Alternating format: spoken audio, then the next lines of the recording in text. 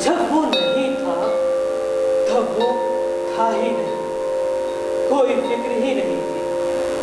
पर अब वो जाने कहां से आकर मेरे घर में डट गया है। ऐसा लगता है उसके चले जाने पर मेरा ये घर घर ही ना रह जाएगा। वैद्य जी, आप क्या समझते हैं उसको? अगर भाग्य में लिखा होगा तो अभी बहुत दिनों तक मैं बच भी सकता हूँ, लेकिन जैसा कि आयुर्वेद में लिखा है उससे तो। क्या लिखा है? आयुर्वेद में लिखा है, अपस मारे ज्वरे कासे काम लाया हलीम के। बस बस, अब ये श्लोक वगैरह तो रहने ही दीजिए। इसे सुनकर मेरा डर और भी बढ़ जाता है। आप यही बताइए कि करना क्या चाहिए? बहुत सावधानी से रखना होगा। वो तो ठीक है, लेकिन किस बात से सावधान रहना होगा? साफ साफ यही बताइए ना। उसे बाहर बिल्कुल ही नहीं जाने देना होगा। जरा से बच्चे को दिन भर घर में बांधे रखना तो बड़ा मुश्किल है। तो आप ही बताइए, और कीजिएगा क्या? ये जाने की धूप और हवा दोनों ही तो उसके लिए विष के समान है। इसीलिए शास्त्रों में लिखा है, पैतृका नाम सन्नपात जा कफवात समुद्र भवान। अच्छा अच्छा, अब ये शास्त्रों को तो आप रहने ही दीजिए। मतलब ये कि इसे बंद करके ही रखना होगा और दूसरा कोई उपाय नहीं है? बिल्कुल नहीं, क्योंकि पवने तपने चैब। वैद्य जी, आपका मैं ये चैब लेकर करूंगा क्या भला? उसे तो आप रहने ही दीजिए। आप यही बताइए कि करना क्या होगा। लेकिन सच कहता हूं, आपका परहेज बड़ा मुश्किल है। रोग की सारी तकलीफ वो बेचारा चुपचाप सह लेता है, लेकिन आपकी दवा खाने में उसे जो तकलीफ होती है उसे देखकर मेरा कलेजा फटने लगता है। वो तकलीफ जितनी ज्यादा होगी, दवा का असर भी उतना ही अधिक होगा। इसी से महर्षि च्वर ने कहा कि भेषज हितवाक्यचा तिक्त आसफल प्रदम। अच्छा तो दत्त वहां से अब मैं चलूं।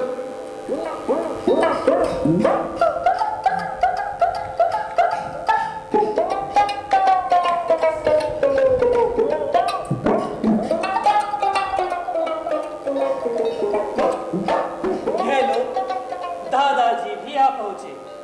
गजब हो गया। क्यों? मुझसे किस बात का डर है तुम्हें? तुम बच्चों को बहकाने के सरदार जो हो। ना तो तुम खुद कोई बच्चे हो, न तुम्हारे घर में ही कोई बच्चा है, और बहकाने की तुम्हारी उम्र भी नहीं रही। फिर मुझसे किस बात का डर है? घर में एक बच्चा जो ले आया।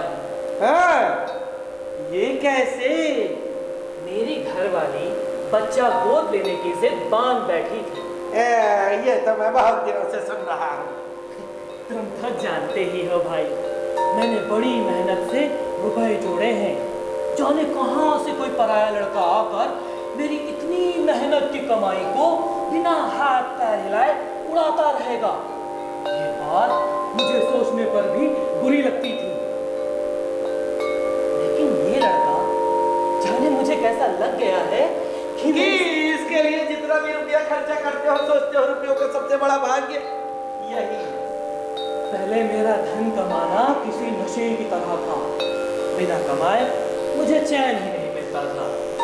लेकिन अब जो रुपए मैं जोड़ रहा हूँ वो सब इस बच्चे को मिलेंगे। ये जानकर भी मुझे कमाई करने में आनंद मिल रहा है। लेकिन भाई ये तो बताओ, ये बच्चा तुमने पाया कहाँ? गांव के रिश्ते में ये मेरी स्त्री का भतीजा है। छोटी उम्र से ही बेचारे की माँ नहीं है। और अभी उस दिन उसका बाप भी जाता है। फिर तो उसे मेरी जरूरत है। वैद्य जी ने कहा है इसकी जरा सी देर में वात, पित्त, कफ जिस तरह एक साथ बिगड़ उठे हैं, उससे इसके बचने की बहुत उम्मीद नहीं है। हाँ हाँ, बस एक उपाय रह गया है। इसे किसी भी तरह इस जाड़े की धूप और हवा से बचा कर रखना होगा। लेकिन घर से बाहर निकालना ही तो तुम्हारे बुढ़ापे का खेल है, इसी से तुमसे डर लगता है।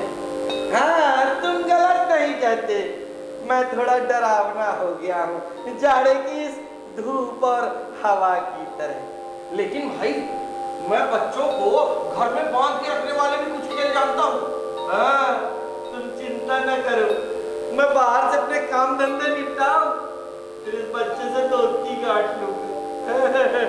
अभी मैं जाता हूँ।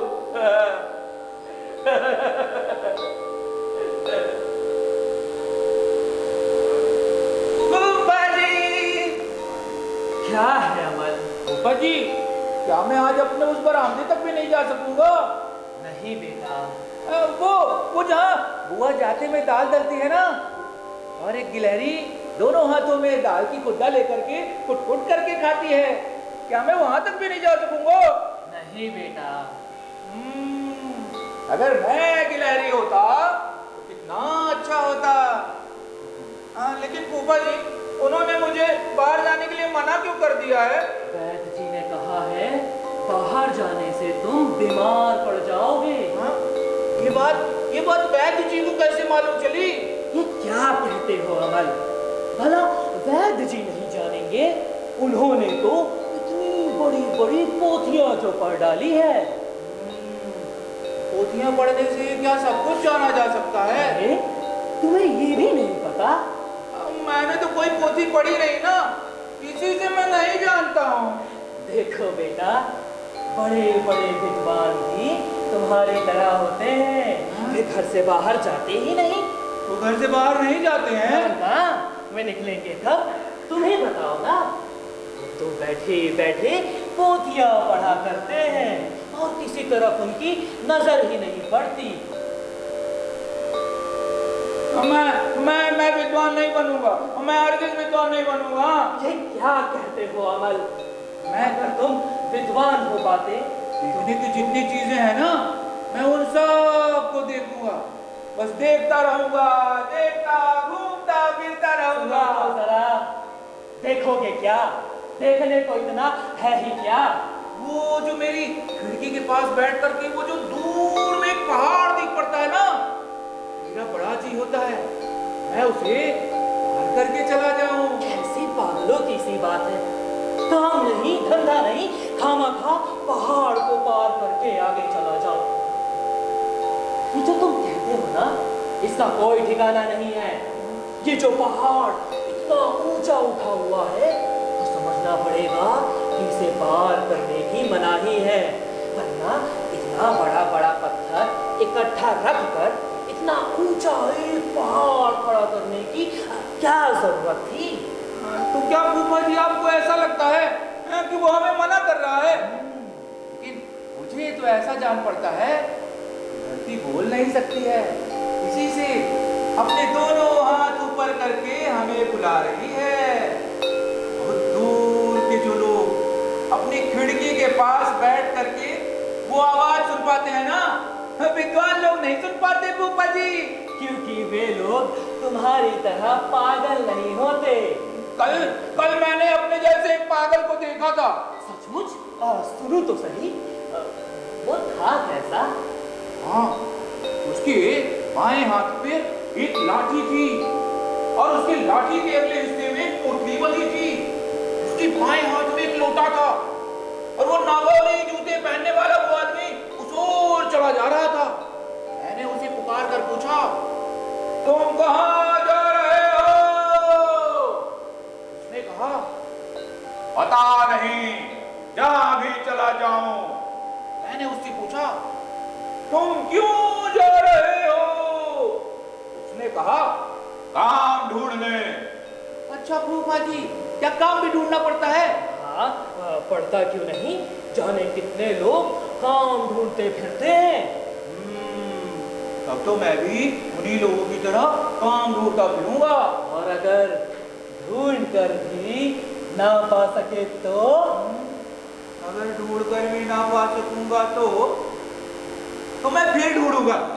जानते हैं फूफा जी, फिर वो नागौरी जूते पहनने वाला वो आदमी वो उस ओर चला गया। अब मैं अपने दरवाजे के पास खड़ा होकर के उसे देखता रहा। उसने वो जो उमर गाछ के नीचे झरना बह रहा है ना, वो वहां पर, वहीं पर उसने अपनी लाठी उतार कर रख दी थी और उसने अपनी पोटली खोल करके पानी से सत्तू सान कर खाने लगा। और वो जब खा पी करके फुर्सत हुआ ना, तो फिर से अपनी उसने पोटली को कंधे पर रख लिया और वो अपने पैर के कपड़ों को समेट के झरने के पानी में उतर गया और पानी को ठेलते ठेलते वो सब पार चला गया। मैंने बुआ जी से कह रखा है, बुआ जी मैं जब अच्छा हो जाऊंगा ना, मैं भी झरने के किनारे जाकर के सत्तू खाऊंगा। फिर तुम्हारी बुआ ने क्या कहा? बुआ ने कहा पहले तुम अच्छे हो जाओ, फिर तुम्हें झरने के किनारे ले जाकर के सत्तू खिला लाऊंगी। अच्छा फूफा जी, मैं कब तक मैं अच्छा हो जाऊंगा? अब तो तुम्हारे अच्छे होने में बहुत देर नहीं है बेटा। देर नहीं है, देर नहीं है, देर नहीं है। अब तक तो मैं अच्छा होते ही चला जाऊंगा फूफा जी। कहाँ जाओगे? जाने कितने टेढ़े मेढ़े झरनों के पानी में पैर डुबो डुबो करके मैं पार करता चला जाऊंगा। दोपहर के वक्त जब सभी लोग अपने घर में सोए रहेंगे ना, तब मैं जाने कहां कितनी दूर काम ढूंढता घूमता फिरता चला जाऊंगा। अच्छी बात है, पहले तुम ठीक तो हो लो, उसके बाद मुझे विद्वान होने के लिए मत कहिएगा बुआ जी। ये तुम्हें बताओ, तुम होना क्या चाहते हो? मैं ये तो नहीं जानता हूँ, लेकिन मैं सोच कर बताता हूँ। लेकिन इस तरह जिस किसी परदेशी को बुला बुला कर बातें तो ना किया करो। मुझे परदेशी आने बहुत अच्छे लगते हैं फूफा जी। और अगर वो तुम्हें पकड़ ले जाता तो? हाँ, पकड़ ले जाता तो बहुत अच्छा होता, लेकिन मुझे तो कोई पकड़ कर नहीं ले जाता ना, तो सभी लोग यही बैठा कर रखते हैं बस।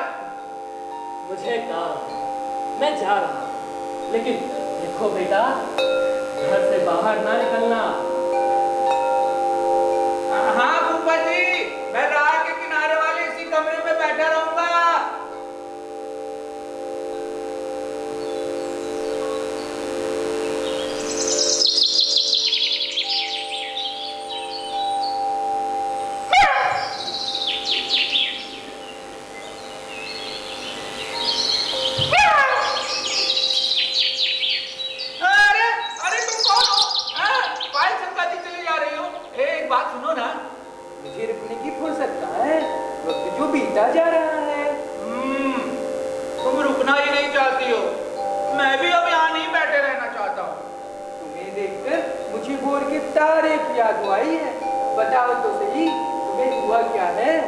सारी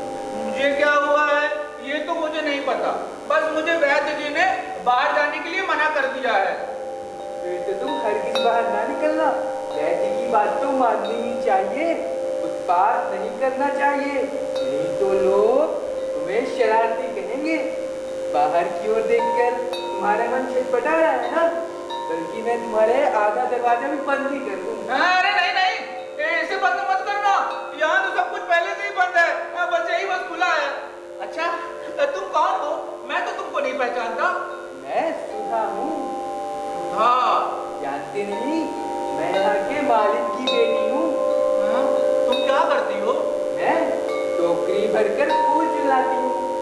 3 सारी मालाएं पूजूं,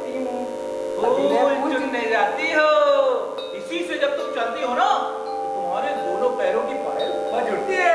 क्या नहीं,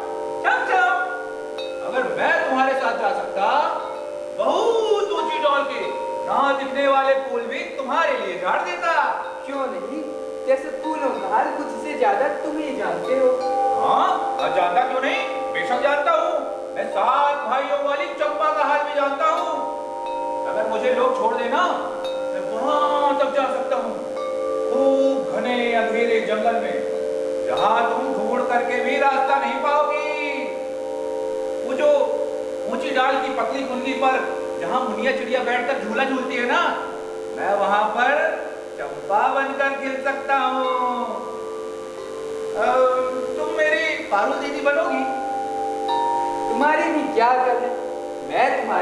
जी कैसे बनोगी भला?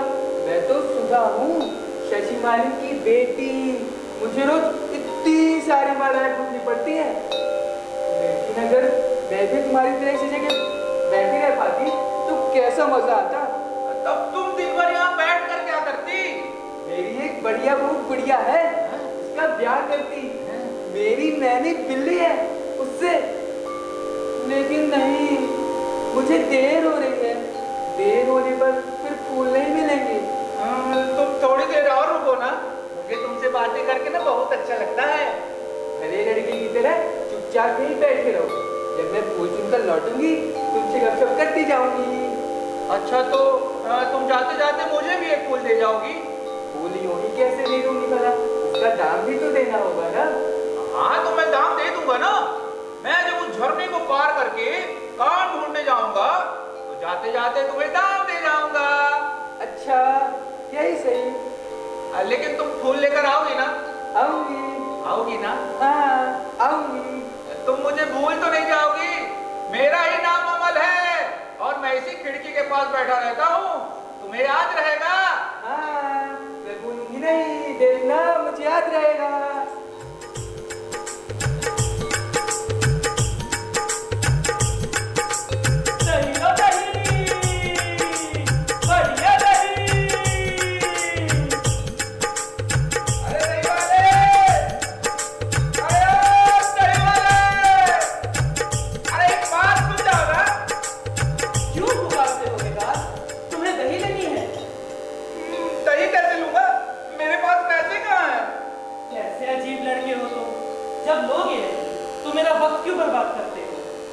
अगर मैं तुम्हारे साथ जा सकता ना तो कितना अच्छा होता। मेरे साथ चले जाते? हाँ, वो जब तुम दूर से हाथ लगा के आते हो ना तो मेरा जी जाने कैसा होने लगता है। बाबू तुम यहाँ बैठे बैठे क्या कर रहे हो? ये मुझे नहीं पता, बस वैद्य जी ने मुझे बाहर निकलने के लिए मना कर दिया है ना, इसी से मैं बैठा रहता हूँ। तुम्हें हुआ क्या है? मैं नहीं जानता, पढ़ा लिखा नहीं हूं ना, इसी से मैं नहीं जानता हूँ कि मुझे क्या हुआ है। बस वैद्य जी ने बाहर जाने के लिए मना कर दिया है, इसीलिए दिन रात बैठा रहता हूँ। अच्छा दही वाले, तुम कहाँ से आ रहे हो? मैं तो अपने गांव से आ रहा हूँ। अपने गांव से? बहुत दूर है तुम्हारा गांव। मेरा गांव उस विंध्याचल पर्वत के नीचे है, नर्मदा नदी के किनारे। विंध्याचल पर्वत, नर्मदा नदी, क्या पता, मैं शायद इधर कभी गया हूँ, लेकिन मैं कब गया हूँ मुझे याद नहीं आता। सचमुच तुमने मेरा गांव देखा है? क्या तुम उस पहाड़ गली में गए थे? नहीं नहीं, मैं उस ओर कभी नहीं गया, लेकिन मुझे ऐसा जान पड़ता है जैसे मैंने उसे कितनी बार देखा है। बहुत पुराने पेड़ों के नीचे, बड़े बड़े पेड़ों के नीचे है तुम्हारा गांव, लाल रंग की सड़क के किनारे, है ना? हाँ बाबू तुम ठीक कहते हो। और तुम्हारे गांव के पहाड़ों पर गाय चरा करती है। कैसे अचरज की बात है, बिल्कुल ठीक कहते हो तुम। हमारे यहाँ गाय गोरू चरते क्यों नहीं, खूब चरते हैं। और तुम्हारे गांव की औरतें माथे पर कलसा रखकर नदी से पानी भरकर वो क्या नाम है, लाल रंग की साड़ियां पहन करके जाती है ना? वाह वाह, बिल्कुल ठीक कहा तुमने। वहां गौर टोली की सभी औरतें नदी से लेकर पानी भरकर ले जाती हैं, लेकिन वो सभी लाल साड़ी ही पहनती हो ऐसा नहीं है। लेकिन बाबू तुम किसी न किसी दिन उस ओर जरूर गए होगे। नहीं दही वाले, मैं सच कहता हूँ, मैं उस ओर कभी नहीं गया, लेकिन जिस दिन मुझे वैद्य जी अच्छा कर देंगे ना तो मुझे अपने साथ ले जाओगे? हाँ क्यों नहीं ले चलूंगा, जरूर ले चलूंगा। तो फिर तुम मुझे भी दही बेचना सिखा दोगे? मैं भी अपने कंधे पर पहने लेकर के जोर जोर से दही दही करके चिल्ला करके गांव गांव शहर शहर में दही बेचूंगा। हाय रे बाबू, तुम दही क्यों बेचोगे? इतनी सारी पोथियां पढ़कर तुम तो भारी विद्वान बनोगे। नहीं, मैं विद्वान नहीं बनूंगा, मैं हरगिज विद्वान नहीं बनूंगा। मैं तो तुम्हारे गांव से, तुम्हारे ग्वाल टोले से, उस बूढ़े बरगद के नीचे से दही लेकर के गांव गांव शहर शहर में दही बेचता फिरूंगा। वो तुम कैसे कहते हो ना, दही ला दही, बढ़िया दही। मुझे आवाज लगाना सिखा दो ना। छूट गई तकदीर, ये भी कोई सिखाने की बात है। नहीं, मुझे वो सुर बहुत अच्छा लगता है। ऐसा लगता है जैसे आसमान के अंतिम छोर से पंछियों की आवाज सुनकर मन प्रसन्न हो जाता है ना, उसी तरह से उन पेड़ों की कतारों से, उन सड़कों के किनारे से जब तुम्हारी आवाज सुनाई पड़ती है तो मेरा मन जाने कैसे होने लगता है। दही वाले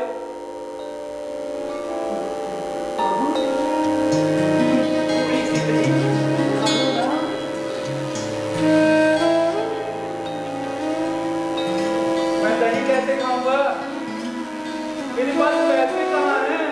नहीं, ऐसी ही कोई बात नहीं।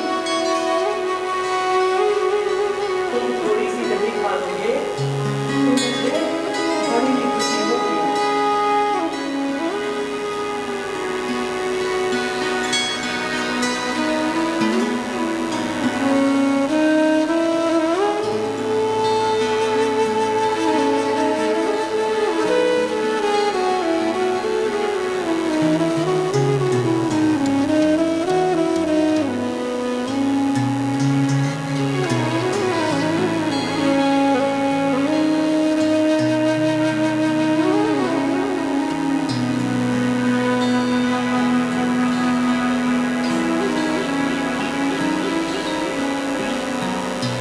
तुम्हें बहुत देर हो रही है दही वाले। मुझे कोई देर नहीं, कोई नुकसान नहीं होगा। यही इतना सब है कि आज मैंने तुम्हीं से तो सीखा है।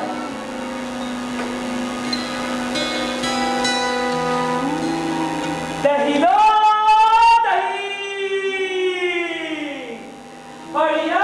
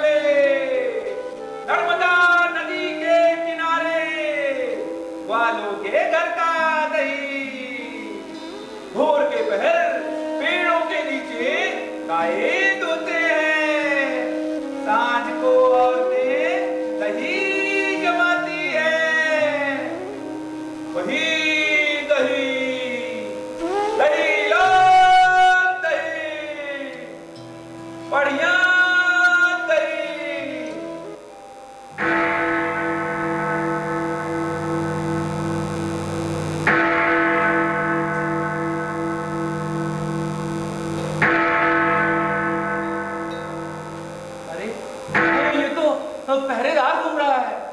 अरे ओ पहरेदार, पहरेदार, एक बात सुन जाओ ना। क्यों चीख पुकार मचा रहे हो बेकार? तुम्हें मुझसे डर नहीं लगता? तुमसे डरने की क्या बात है? अगर मैं तुम्हें पकड़कर ले जाऊं तो? मुझे पकड़कर ले जाओगे? कहाँ ले जाओगे? वो पहाड़ वाले रास्ते में? किस रास्ते में ले जाओगे? अगर मैं तुम्हें पकड़कर सीधे राजा के पास ले जाऊं तो? राजा के पास ले जाओगे तो ले जाओ, लेकिन मुझे तो कोई पकड़ कर ले ही नहीं जाता ना। सभी लोग यही बैठा कर रखते हैं बाहर। वैद्य जी ने मुझे बाहर जाने के लिए मना कर दिया है ना। ओहो, वैद्य जी ने मना कर रखा है, तभी तो तुम्हारा चेहरा कैसा सफेद पड़ गया है, आंखों के नीचे स्याही फिर आई है, तुम्हारे दोनों हाथों की नसें उभर आई हैं। तुम घंटा ना बजाओगे? अभी वक्त नहीं हुआ है। कोई कहता है वक्त नहीं हुआ है, कोई कहता है वक्त गुजरा जा रहा है। अच्छा, हाँ तो तुम घंटा बजा दोगे तब तो वक्त हो जाएगा ना। अरे ये कैसे हो सकता है? जब वक्त होता है तब मैं घंटा बजाता हूँ। सुनने में खूब अच्छा लगता है तुम्हारा घंटा, मन को बहुत अच्छा लगता है। दोपहर के वक्त जब हमारे घर में सभी लोग खा पी चुके हैं ना, और फूफा जी पता नहीं कहाँ काम करने चले जाते हैं, बुआ भी रामायण पढ़ते पढ़ते सो जाती है, और वो मेरा नन्हा बछड़ा वो दलान के उस कोने में पूंछ में सर घुसाकर सोया रहता है। तभी तुम्हारा घंटा बज उठता है। टन टन टन। बस बस। अच्छा, क्यों बजता है तुम्हारा ये घंटा? घंटा सबको ये बताता है कि वक्त बैठा नहीं है, वो तो चला जा रहा है। चला जा रहा है? किस देश को चला जा रहा है? ये बात तो कोई नहीं जानता।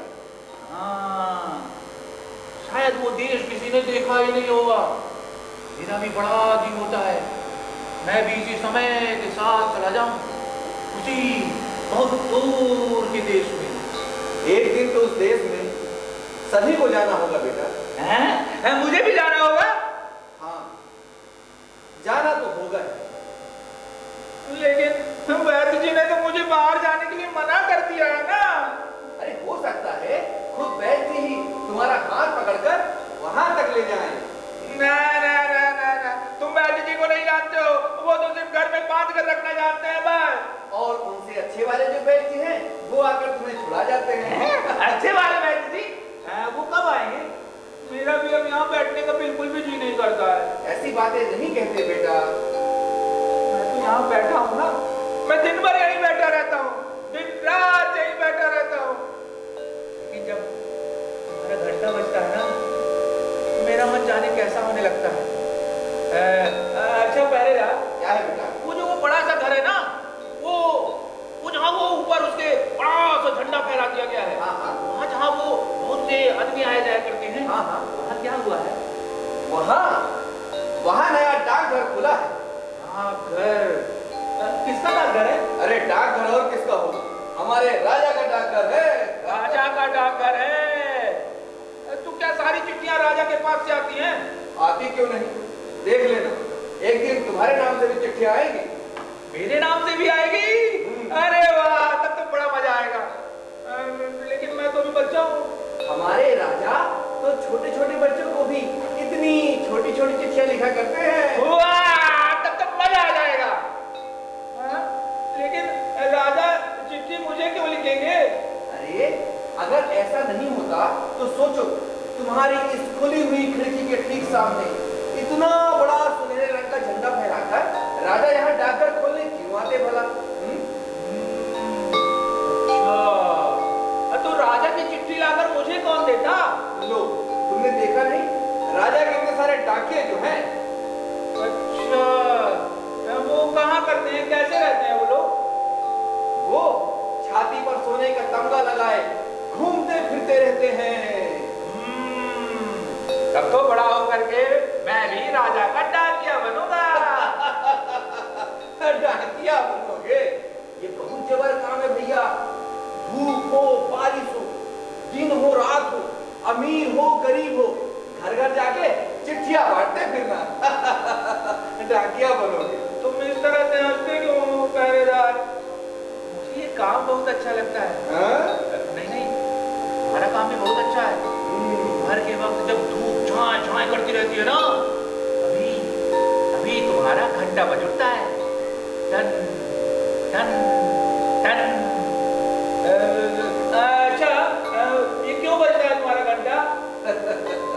घंटा सबको यही बताता है कि बैठो मत, चलते रहो जैसे समय चलता है। अरे वो क्या, वो तो चौधरी नहीं चला। अच्छा अब मैं भागूं, अगर उसने मुझे तुम्हारे साथ में बातें करते देख लिया ना तो बड़ी मुश्किल हो जाएगी। अरे कहाँ है चौधरी, है कहाँ? अरे वो रहा, वो दूर, वो देखो, वो अपने सिर पर सफेद रंग का छाता लिए हुए है, इधर ही चला आता है। हाँ, उसी राजा ने चौधरी बनाया होगा। अरे नहीं, वो तो खुद ही चौधराई करता फिरता है। जो उसकी बात नहीं मानता उसके पीछे ऐसे पड़ जाता है कि सभी उससे डरते हैं। सबको डरा धमका कर वो अपना काम चलाता है। अच्छा अब मैं जाता हूँ, मैं कल फिर आऊंगा और तुम्हें शहर की बहुत सारी बातें बताऊंगा। अपना ख्याल रखना।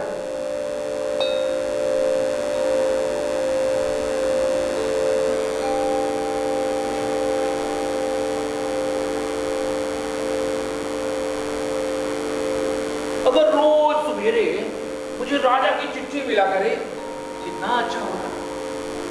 हम सारी चिट्ठियों को रोज किसी खिड़की के किनारे बैठ करके पढ़ा करता। लेकिन मैं कैसे पढ़ूंगा, मैं तो पढ़ा लिखा ही नहीं हूँ। जानती है, क्या वो राजा की चिट्ठी पढ़ पाएगी? हाँ, तो मैं एक काम करूंगा, मैं उन सारी चिट्ठियों को इकट्ठा करके रख लूंगा। जब मैं बड़ा हो जाऊंगा ना, मैं उन चिट्ठियों को पढ़ूंगा। लेकिन राजा की चिट्ठी लाकर मुझे कौन देगा?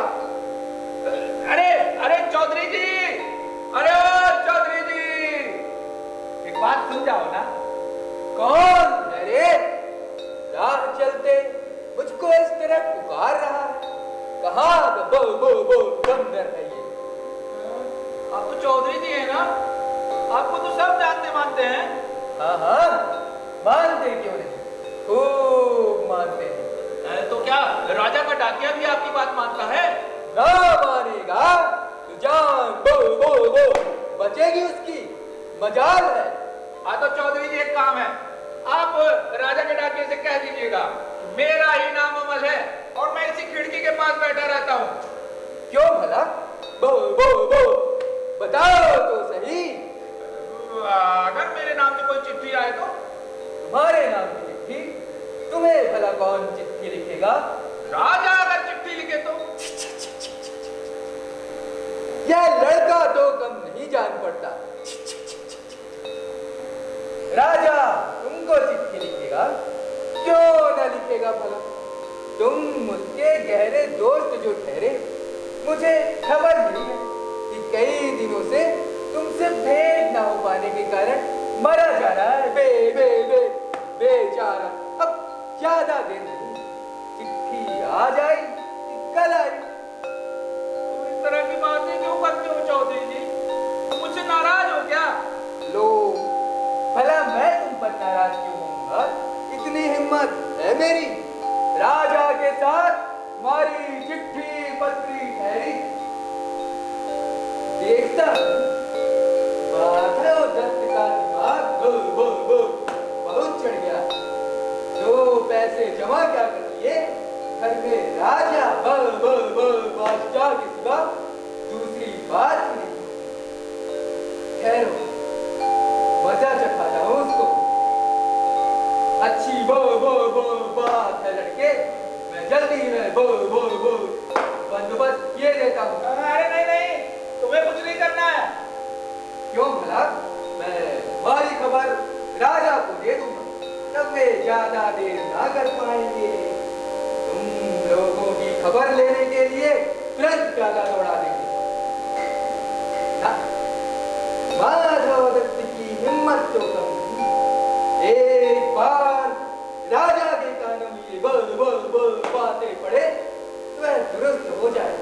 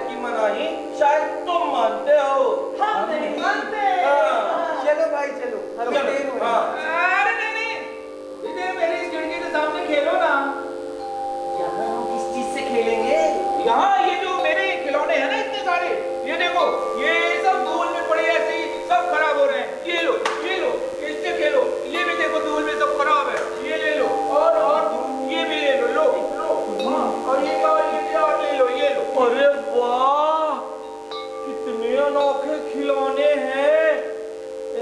तुम ये हमें दे दोगे, तुम्हें दुख नहीं होगा? नहीं, मुझे कोई दुख नहीं होगा। ले जाओ तुम लोग, ले जाओ। हम इसे फिर वापस नहीं देंगे। अरे मत देना ना, तुम लोग ले जाओ इन खिलौनों को, मुझे नहीं चाहिए। कोई तुम पर नाराज नहीं होगा? कोई नाराज नहीं होगा। बस तुम लोग एक काम करना, हाँ।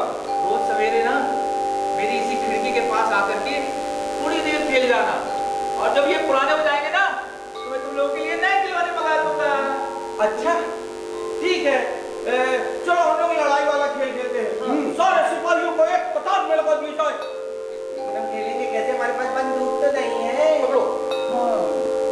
ये जो सरकंडा पड़ा है, हाँ, इसको हम लोग तोड़ मरोड़ के बंदूक बना लेंगे। लेकिन भाई कैसे, तुम तो सोए जा रहे हो। हाँ, मैं सुबह से बैठा हूँ ना, ये जो मेरी पीठ में बहुत दर्द हो रहा है। अच्छा, लेकिन अभी तो सर्दी का एक ही पहर हुआ है। हाँ, क्या बच रहा है ना?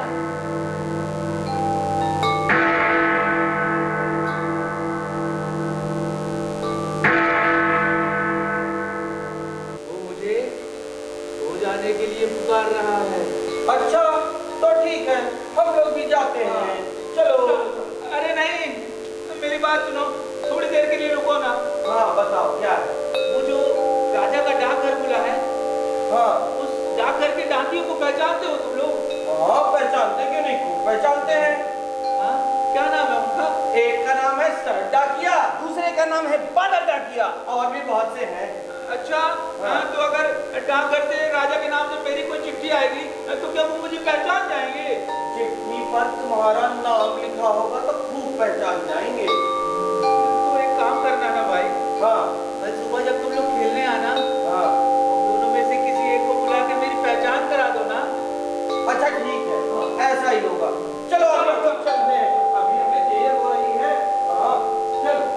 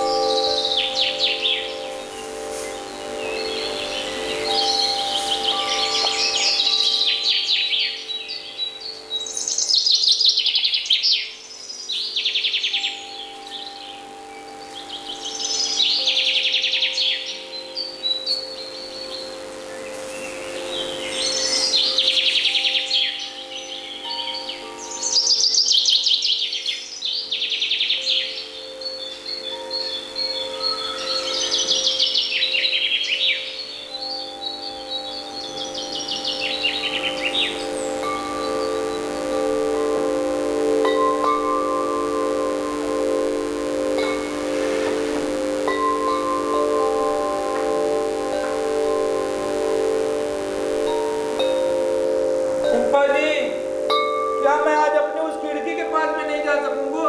वैद्य जी ने मना कर दिया है। हाँ बेटा, वहां बैठे रहने से ही तुम्हारी बीमारी बढ़ गई है। मैं ये तो नहीं जानता कि मुझे क्या हुआ है, लेकिन मैं उस खिड़की के पास बैठता हूँ ना, मुझे बहुत अच्छा लगता है। वहां बैठे बैठे तुमने इस शहर के तमाम बच्चे और बूढ़ों से दोस्ती जो गांठ ली है। मेरे दरवाजे पर जैसे हर रोज एक मेला सा लगा रहता है। इससे शरीर भीग सकता है। देखो तो जरा, तुम्हारा चेहरा कैसा फीका पड़ गया है। जी, मैं आपके पैर पड़ता हूँ, आप एक बार वो मेरा खिड़की के पास मुझे ना देख करके मेरा वो दोस्त वापस लौट जाएगा। परेशान नहीं, चलो कमरे में चलो। मेरा वो फकीर फिर वापस लौट जाएगा ना, आप समझते क्यों नहीं है? तुम्हारा वो फकीर है कौन? अरे वही जो मुझे देश देश की बातें बताया करता है। उसकी बातें मुझे बहुत अच्छी लगती है फूफा जी। कहाँ? मैं तो किसी फकीर को नहीं जानता। फूफा जी, मैं आपके पैर पड़ता हूँ, मैं आपसे कहता हूँ कि आप उससे एक बार कह आइए ना कि वो मेरे कमरे में जरा देख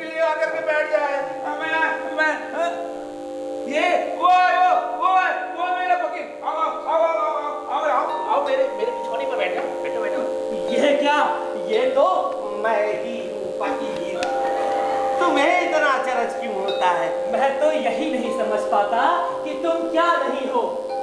फकीर, हाँ, इस बार तुम कहाँ गए थे? इस बार मैं गया था क्रौंच द्वीप में।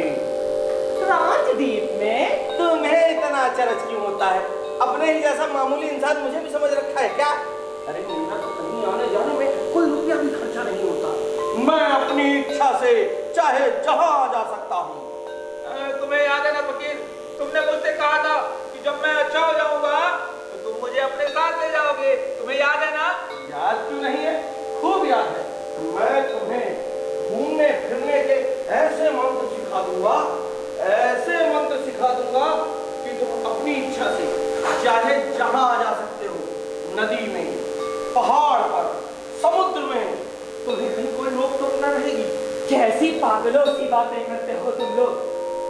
बेटा अमर, मैं अपनी इच्छा से चाहे जहां जा सकता हूँ। नदी में, पहाड़ पर, समुद्र में, मुझे कोई रोक टोक नहीं है। मैं किसी से नहीं डरता। लेकिन बेटा, तुम्हारे इस फूफा के साथ कहीं वो माया दीदी भी यहाँ डटे ना, तो मेरे मंत्रों को भी हार माननी पड़ेगी। फूफा जी, आप पैदल जी कुछ मत कहिएगा। मैं अब यहीं बैठा रहूंगा, कहीं नहीं जाऊंगा। लेकिन हाँ, जिस दिन मैं अच्छा हो जाऊंगा ना, मैं अपने फकीर से मंत्र लेकर के चला जाऊंगा। तब मुझे नदी, पहाड़, समुद्र कोई नहीं पकड़ पाएगा। बेटा, इस तरह जाने जाने की रट नहीं लगाया करते। ये सुनकर जाने मेरा मन कैसा हो जाता है। क्रौंच द्वीप कैसा द्वीप है, मुझे बताओ ना। वो बड़े अचंभे का है। वो पक्षियों का देश है। इंसान तो वहां है ही नहीं, और वहां के पक्षी न बोलते हैं, न चलते हैं, सिर्फ गाते हैं और उड़ते हैं। ऐसा अजीब देश है। वहाँ समुद्र है ना? समुद्र के किनारे तो है। वहाँ के सारे पेड़ नीले रंग के हैं। पहाड़ों पर शाम को अस्त होते सूरज की रोशनी से, पहाड़ों के रंग से, पर्वतों के रंग से अजीब सा समा बन जाता है। पहाड़ों पर झरने भी हैं। झरनों के बिना भी कोई बात बनती है। ऐसा लगता है जैसे घास हीरे को गलाकर ढाल दिया गया। वो अपने रोडों पर ठन करते हुए, कल झरझर करते हुए बहते हैं और सीधे जाके समुद्र में कूद पड़ते हैं।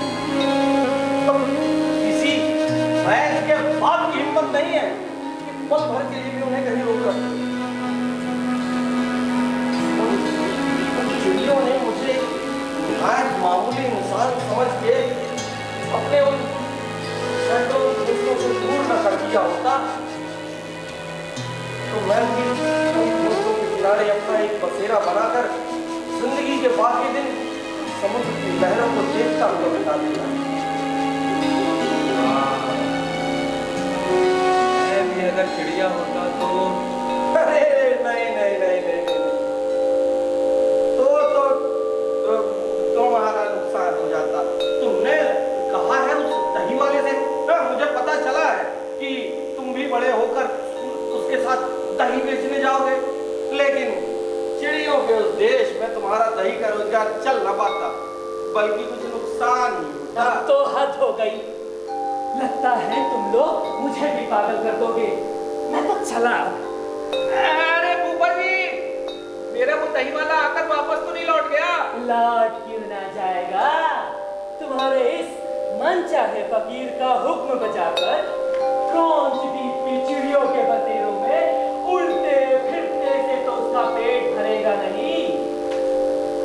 हाँ, तो तुम्हारे लिए एक कुलिया दही रखा गया है और कह गया है गांव में उसकी भांजी का विवाह है, इसी से वो हल्दी टोला गया है शहनाई का बयाना देने।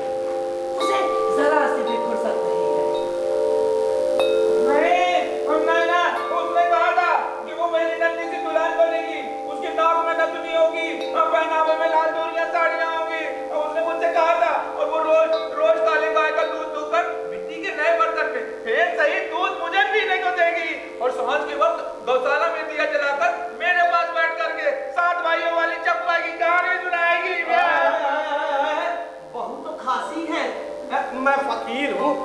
मेरे मन में कुछ लालच छुपाया है। बेटा अमन, चिंता न करो, इस बार उसका ब्याह हो जाने दो। तुम्हें जरूरत होगी तो उसके घर भांजियों का अकाल नहीं पड़ेगा। चलो भी, अब तो हद हो गई।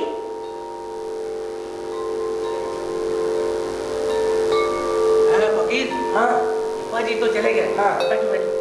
ये बताओ, हाँ वो जो डाकघर खुला है ना, हाँ वो जो राजा का डाकघर खुला है, हाँ। राजा के नाम से मेरी कोई चिट्ठी आई है क्या?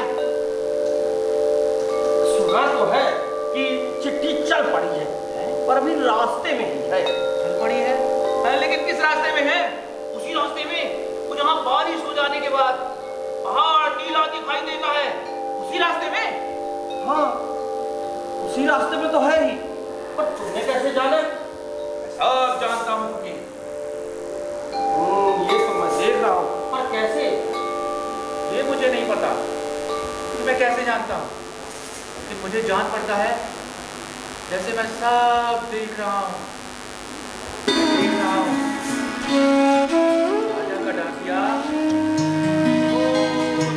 पहाड़ धीरे धीरे बाएं हाथ में लाल तेल है और इसके कंधे पर लोहा थैला है।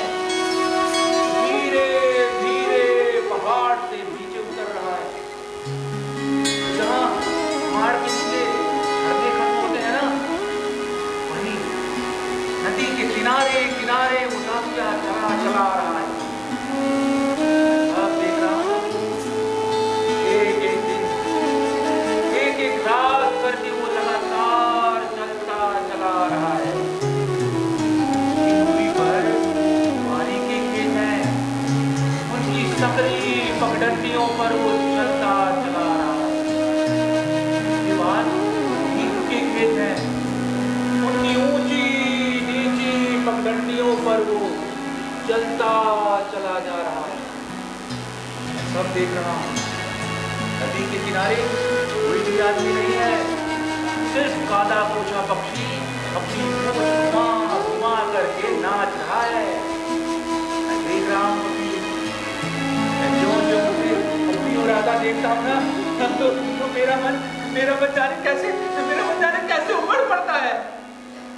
ऐसी नई आदमी तो मेरी नहीं बेटा, पर यूँ लगता है जैसे तुम्हारे देखने से मैं भी सब कुछ देख पा रहा हूँ।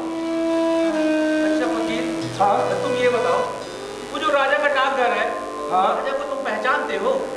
राजा को? हाँ। अरे पहचानता क्यों नहीं, खूब पहचानता हूँ। मैं तो उनके पास रोज भीख मांगने जाता हूँ। हाँ? भीख मांगने जाते हो? और तो रोज मैं भी भीख मांगने जाऊंगा। जब मैं अच्छा हो जाऊंगा ना, तो मैं उनसे भीख मांगा करूंगा। अरे तुम्हें भीख मांगने की क्या जरूरत है? तुम्हें जो चाहिए होगा वो खुद ब खुद दे देंगे। नहीं, मैं उनके दरवाजे के सामने, नहीं, मैं उनके सड़क के किनारे खड़ा होकर के जय हो महाराज, और वो दोनों हाथों में घंटियां लेकर के नाचूंगा, गाऊंगा, बजाऊंगा, भीख मांगूंगा। वाह वाह वाह वाह, तुम्हें अपने साथ लेकर जाऊंगा तो मुझे तो भरपेट भीख मिलेगी। लेकिन तुम उनसे भीख में क्या मांगोगे? मैं उनसे कहूंगा कि वो मुझे अपने डाकघर का डाकिया बना ले। मैं भी इसी तरह से हाथ में लालटेन लेकर के और कंधे पर चिट्ठियों का थैला लेकर के गांव-गांव, शहर-शहर में चिट्ठियां बांटता फिरूंगा। जानते हो फकीर, हाँ। मुझे एक आदमी मिला था। कौन? उसने मुझसे कहा कि वो मुझे भीख मांगना सिखा देगा। अच्छा, देखूं तो कौन? अरे वही वो छदाम। कौन छदाम?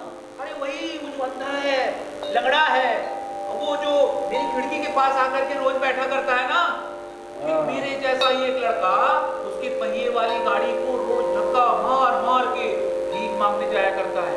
मैंने उससे कह दिया है, मैं जब अच्छा हो जाऊंगा ना, तब मैं उसकी पहिए वाली गाड़ी को धक्का मार मार के भीख मांगा करूंगा। अरे तब तो खासी मौज है। हाँ, उसी ने मुझसे कहा है, मैं अच्छा हो जाऊंगा तो मुझे भीख मांगना सिखा देगा। लेकिन जानते हो फकीर, हाँ। मैं जब फूफा जी से कहता हूँ ना उसे भीख देने के लिए, तो वो कहते हैं वो बनावटी अंधा है, वो बनावटी लग रहा है। अच्छा मान लो कि वो बनावटी अंधा है, बनावटी लग रहा है, लेकिन वो आंखों से तो नहीं देख पाता है ना। हाँ बेटा, वो आंखों से देख नहीं सकता। अब तुम उसे अंधा कहो चाहे मत कहो, पर अमल बेटा सच्चाई ये भी है कि जब उसे भीख नहीं मिलती ना तो तुम्हारी खिड़की के सामने आकर बैठा इसलिए रहता है। हाँ, वो रोज मेरी खिड़की के पास आकर के बैठता है और मैं उसे वो दूर देश की कहानी सुनाया करता हूँ जो तुम मुझे बताते हो ना।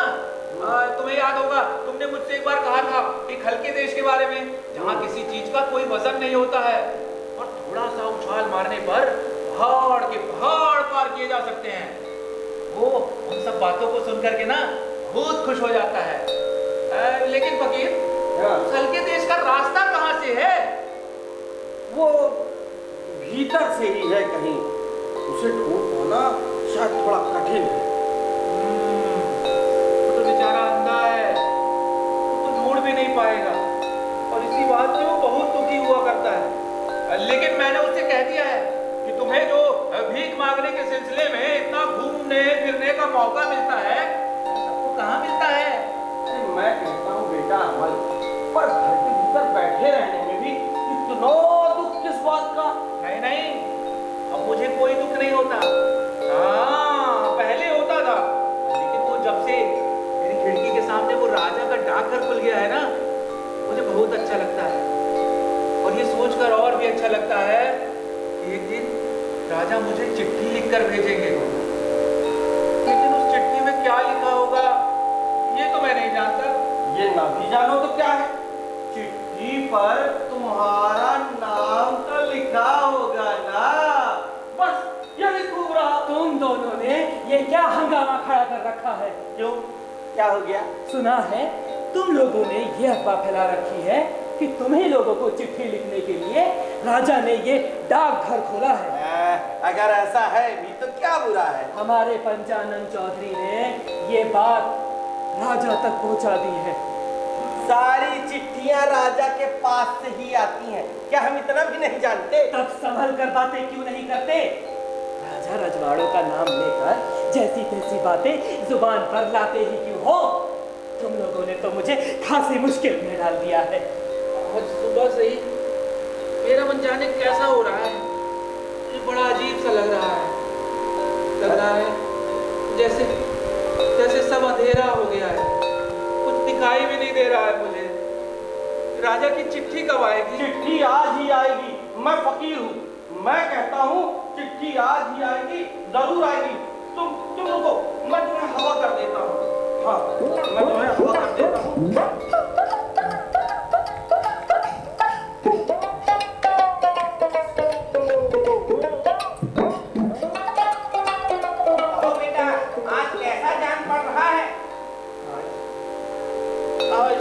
अच्छा लग रहा है वैद जी, मानो जैसे सारा दर्द मिट गया। ये हंसी तो ठीक जान नहीं पड़ती, और अभी इसने जो कहा बहुत अच्छा जान पड़ रहा है, यही खराब लक्षण है। हमारे चक्रधर दत्त ने कहा है। चक्रधर दत्त की बात तो रहने ही दीजिए, आप यही बता दीजिए कि बात क्या है। लगता है अब इसे बांध कर रखा ना जा सके। मैंने तो पहले ही कह रखा, लेकिन लगता है बाहर की हवा इसे लग ही गई। नहीं नहीं वैद्य जी, मैंने तो इसे खूब अच्छी तरह घेर संभाल कर रखा है, बाहर तो जाने ही नहीं दिया, और अक्सर दरवाजे तो मैं बंद ही रखता हूँ। आज ना जाने कैसी हवा चल रही, मैं खुद देख कर आया हूँ। तुम्हारे सदर दरवाजे से हूँ हूँ करके हवा बह रही है।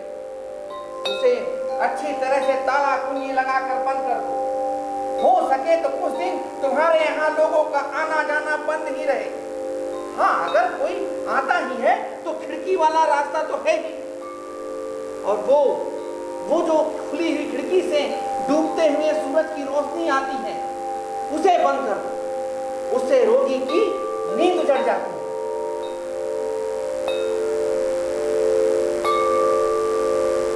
अमल ने आंखें बंद कर रखी हैं, उसका मुंह देखकर ऐसा लगता है मानो वैद्य जी जो अपना नहीं था उसे लाकर घर में रखा, उसे प्यार किया, पर अब जान पड़ता है उसे कभी नहीं पाऊंगा। अरे ये हंगामा कैसा है? तुम्हारे घर में तो चौधरी आ रहा है। अच्छा मैं चलूं? हाँ, मैं घर पहुंचकर एक कड़वी दवाई की पुड़िया भेजता हूँ। उसे खिलाकर देखो, अगर बचना होगा तो उसी से उसे बांध कर रखा जा सके। हाँ।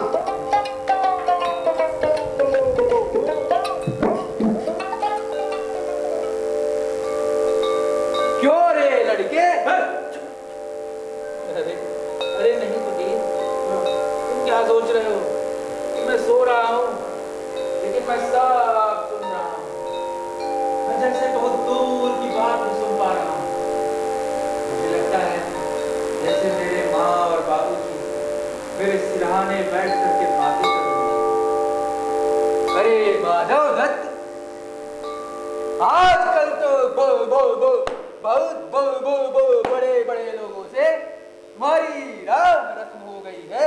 ये क्या कहते हैं चौधरी जी? ऐसा हंसी ठट्ठा ना करें, हम लोग तो बहुत मामूली आदमी हैं। लेकिन तुम्हारा यह लड़का तो राजा की चिट्ठी का इंतजार कर रहा है। वो तो बच्चा है, पागल है, भला उसकी बात का कोई ख्याल करता है? नहीं, इसमें अचरज की क्या बात है? भला तुम्हारे जैसा बढ़िया घर राजा और पाएंगे कहाँ? देखते नहीं, इसी से तो ठीक तुम्हारी खिड़की के सामने राजा का नया डाकघर खुला। अरे लड़के, तेरे नाम से राजा की चिट्ठी आई।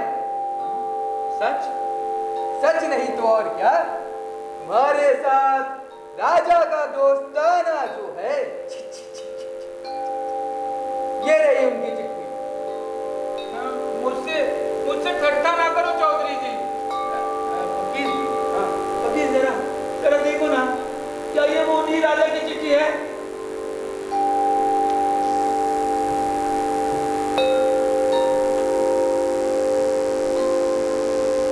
हाँ, मैं फकीर होकर कहता हूँ ये उन्हीं की चिट्ठी है।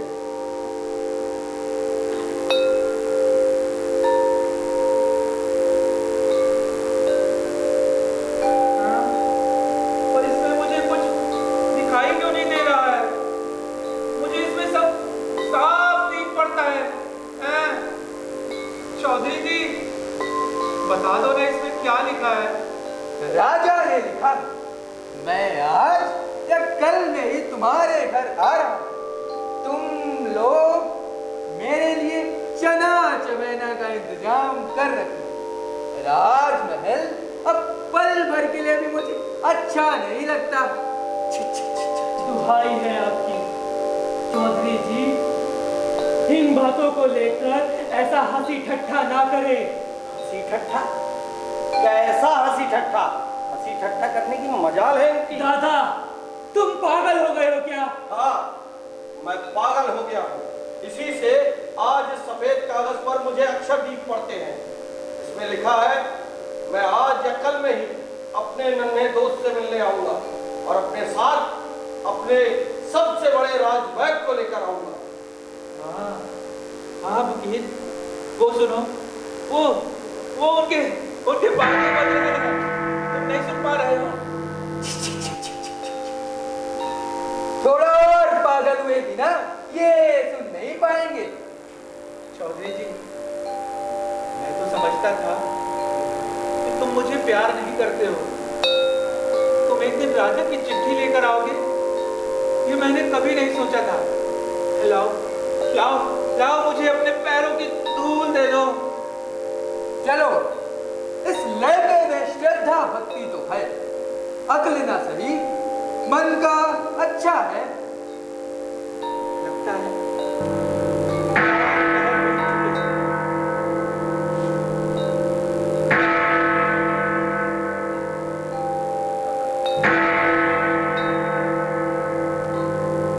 लेकिन मुझे कुछ दिखाई क्यों नहीं दे रहा है?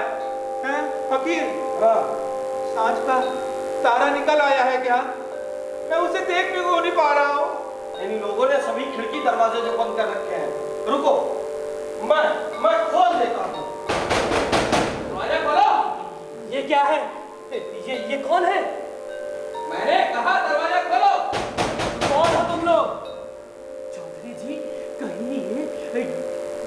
डकैत तो नहीं? कौन है रे? पंचानन चौधरी हूँ। पंचानन चौधरी की बोली सुनकर कौन टिकने वाला है, चाहे वह कितना भी बड़ा डकैत क्यों ना हो। दरवाजा उन्होंने तोड़ दिया है, इसी से कोई आहट नहीं आ रही थी। राजा ने कहा है कि वो आज रात आएंगे। अब तो गजब हो गया। कितनी रात में आएंगे सिपाही जी? रात दूसरे पहर। जब मेरा दोस्त नगर की ड्योढ़ी पर घंटा बजाएगा, टन टन टन, तभी? हाँ, तभी राजा ने अपने नन्हे दोस्त को देखने के लिए राज्य के सबसे बड़े वैद्य को भेजा है।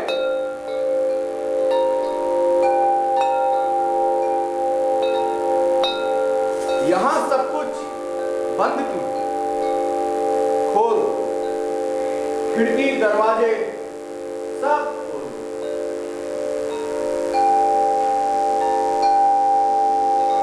अब कैसा जान पड़ रहा है बेटा? आज तो मुझे बहुत अच्छा लग रहा है रात में। मानो मानो सारा दर्द मिट गया, सारा दुख मिट गया। पर मैं कुछ कह क्यों नहीं पा रहा हूँ? मेरी आवाज कम क्यों हो रही है? आधी रात को जब राजा आएंगे तो क्या बिछावन से उठकर तुम उनके साथ जा सको? हाँ हाँ हाँ, मैं जरूर जाऊंगा। मैं यहाँ से बाहर निकल सकूं तो मेरी जान बचे। और मैं उनसे कहूंगा कि वो मुझे अंधेरे के उस पार के उस ध्रुव तारे को दिखला दें। जान पड़ता है जैसे मैंने उसे कितनी बार देखा है, लेकिन वो कौन सा है मैं नहीं पहचानता। वो तुम्हें साफ पता है। इस घर को साफ करके फूलों से सजाकर राजा क्या ने लायक बना। और हाँ, इस आदमी को यहाँ रखने से काम न चले। अरे नहीं राजवैद्य जी, ये तो मेरे दोस्त हैं। जब आप नहीं आए थे ना तो इन्होंने ही मुझे राजा की चिट्ठी लाकर दी थी। अच्छा बेटा, अगर तुम कहते हो तो ये यहाँ पर रहें। बेटा, राजा तुमसे प्यार करते हैं। वे आज खुद यहाँ आ रहे हैं। आज तुम उनसे कुछ मांग लो। वैसे तुम तो जानते ही हो हमारी हालत कुछ अच्छी नहीं है। वो सब मैंने तय कर रखा है पप्पा जी, आप चिंता ना कीजिए। तुमने क्या तय कर लिया है? मैं उसे कहूंगा कि वो मुझे अपने डाकघर का डाकिया बना ले। मैं अपने इन्हीं हाथों में लालटेन लेकर कंधे पर चिट्ठियों का थैला लेकर के गांव-गांव, शहर-शहर में चिट्ठियां बांटता फिरूंगा। हाय रे, मेरी किस्मत। फूफा जी, महाराज आज हमारे घर आएंगे, उनके खाने पीने की क्या व्यवस्था की है आपने? महाराज ने कहा है कि वो अपने नन्हे दोस्त के यहाँ चना चमेना ही खाएंगे। चना चमेना खाएंगे? अरे अरे चौधरी जी, ये तो आपको पहले से ही पता था। हम लोग तो कुछ जान ही नहीं पाए। अगर किसी को मेरे घर भेज दो तो खाने की कुछ अच्छी अच्छी कोई चीजें। जरूरत नहीं है, उसे नींद आ रही। दिए की रोशनी बुझा दो। अब आसमान के तारों से ही रोशनी आवे। उसे नींद आ रही। मैं उसके सिरहाने बैठूंगा। उसे नींद आ गई। दादा, तुम हाथ जोड़कर मूर्ख की तरह यूं चुपचाप क्यों खड़े हो? न जाने मुझे कैसा डर सा लग रहा है। ये सब जो मैं देख रहा हूँ, क्या ये अच्छे लक्षण हैं? ये लोग मेरे घर में अंधेरा क्यों किए दे रहे हैं? तारों की रोशनी से हमारा क्या होगा? चुप रहे अविश्वासी, ऐसी बातें न बोल।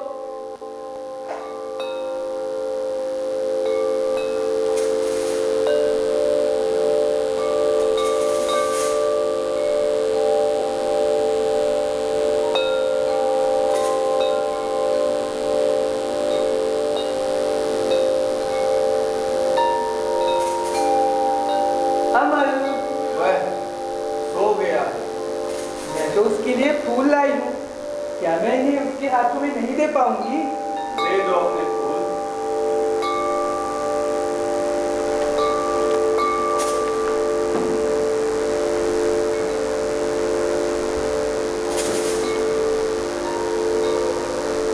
यह कब जागेगा? अभी। जब यह जागेगा तब आप लोग चुपके चुपके इससे एक बात कह दोगे। क्या कहना होगा? कहना कि सुधा तुम्हें भूली नहीं है।